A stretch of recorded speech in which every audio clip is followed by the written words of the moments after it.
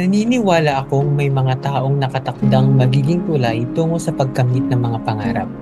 Hindi ko ikakahiya, galing ako sa pamilyang masasabi kong maralita. Ngunit naging daan ito para magseryoso ako sa buhay. Hindi ito naging hadlang para mawalan ng pag-asa. Ang Montañosa Film Festival ay isang naging mahalagang bahagi ng aking paglalakbay bilang isang filmmaker. Hindi lamang ako nagkaroon ng mga kasanayang teknikal sa paggawa ng pelikula, kundi na ipamalas din sa akin ang kahalagahan ng pagiging mabuting tao. Para sa akin, ang pagiging mabuting tao ay ang pundasyon ng isang mahusay na kwento. Ang pagiging sensitibo at mapagkalinga ay mahalaga sa paglikha ng mga kwento na may kaluluwa at makakapag-ugnay sa manonood. Maraming oportunidad ang ibinigay sa akin ng Montañosa. Naging guro ko si Direk Ditzy Carolino na siyang gumabay at nagturo sa akin ng tamang paggawa at paghabi ng mga dokumentaryo.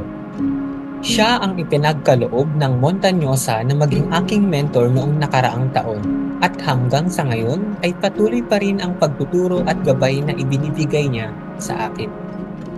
Nabigyan din ako ng scholarship sa Asia Pacific Film Institute kung saan mas nahasa at naunawaan ko ang proseso ng paggawa ng pelikula.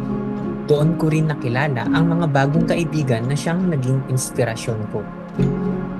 Nagkaroon din ako ng pagkakataong makapag-aral sa Mobile Fun Film Institute kung saan natuto ako sa mundo ng cinematography kay Lee Briones.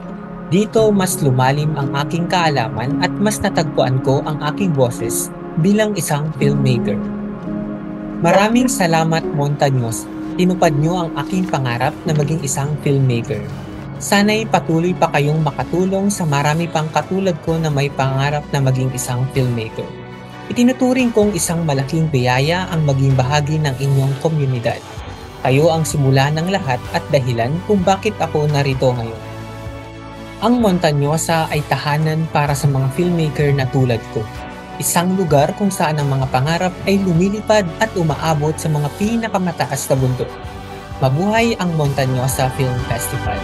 Winner of the Social Justice Award, Raniel Semana of Ino. Mabuhay ka, Ino. congratulations, Ino! Written and directed by Raniel Semana. Chair, we now call upon Mr. Raniel Semana.